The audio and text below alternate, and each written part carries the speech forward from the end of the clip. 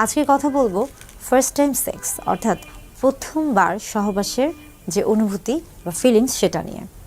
অনেকের মধ্যে বিশেষ করে দেখা যাচ্ছে যে নবদম্পতির ক্ষেত্রে অনেক সময় একটা ভয় কাজ করে, বিশেষ করে ফার্স্ট টাইম সেক্সের কথা যখন তাদের মাথায় আসে নারী পুরুষ উভয়ের মধ্যে একটা অস্বস্তি কাজ করে।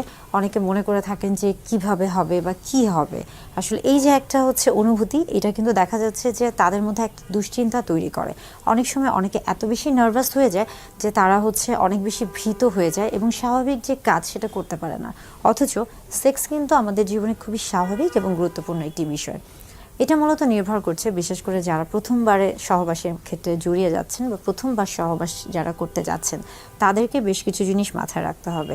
যে প্রথমবার সহবাসের ক্ষেত্রে কিন্তু বিষয়টা নিয়ে কখনোই অতিরিক্ত চিন্তা করা যাবে না যে আসলে কি হবে বা কি হবে না, বা কোনটার পর কি হবে বা আমি কিভাবে কি করব, প্রসেস, এই যে স্টেপ বাই স্টেপ চিন্তা করা, এই যে অতিরিক্ত চিন্তা, এটা কিন্তু অনেক সময় দুশ্চিন্তার কারণ হয়ে যায়।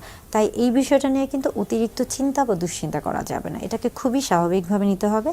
এবং পুরুষদের ক্ষেত্রে একটা টেন্ডেন্সি রয়েছে, অনেকে মনে করে থাকেন যে প্রথমবার সহবাসের ক্ষেত্রে স্ত্রীদের অর্থাৎ তাদের ক্ষেত্রে একটা সতীত্ব প্রমাণের একটা বিষয় চলে আসে। বিশেষ করে অনেকের মাথায় থাকে যে প্রথমবার সহবাসের ক্ষেত্রে স্ত্রীদের হাইমেন বা যে যোনিপথের যে পর্দাটি রয়েছে সেটা হয়তো বা ছিঁড়ে যাবে বা সেটা হয়তো বা সেখান থেকে অনেক বেশি ব্লিডিং হবে বা রক্তপাত হবে। এই যে একটা ভ্রান্ত ধারণা, এটা কিন্তু অনেকের মধ্যেই রয়েছে। তো মূলত দেখা যায় যে প্রথমবার সহবাসের ক্ষেত্রে কিন্তু বেশিরভাগের ক্ষেত্রেই কিন্তু এই যে হাইমেন ছিঁড়ে যাওয়া বা ভার্জিনিটি লস হয়ে যাওয়া, এই যে শব্দগুলো রয়েছে, এই জিনিসটা আসলে প্রযোজ্য নয়।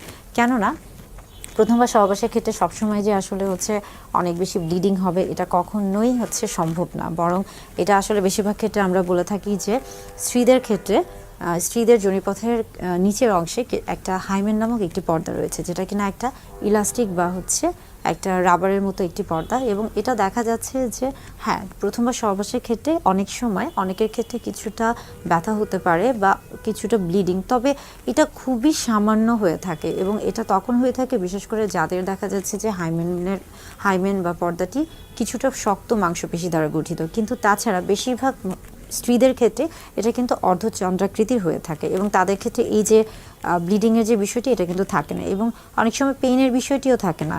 তাই সবার ক্ষেত্রেই যে প্রথমবার সহবাসের ক্ষেত্রে, বিশেষ করে নারীদের ক্ষেত্রে প্রথমবার সহবাসের ক্ষেত্রে প্রত্যেকবারই বা প্রথমবার যে অনেক বেশি রক্তপাত হবে এবং ব্যথা হবে বা এই যে হাইমেন ছিঁড়ে যাওয়ার যে একটা ব্যাপার থাকে, এগুলো কিন্তু সঠিক নয়।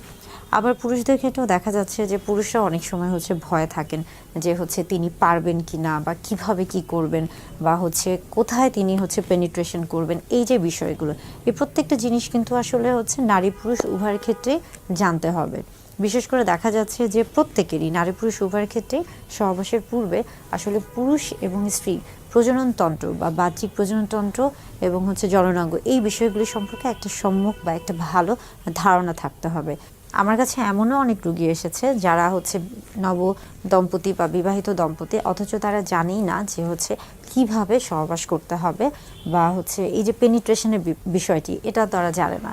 তো এই বিষয়গুলো সম্পর্কে আসলে ধারণা থাকা উচিত।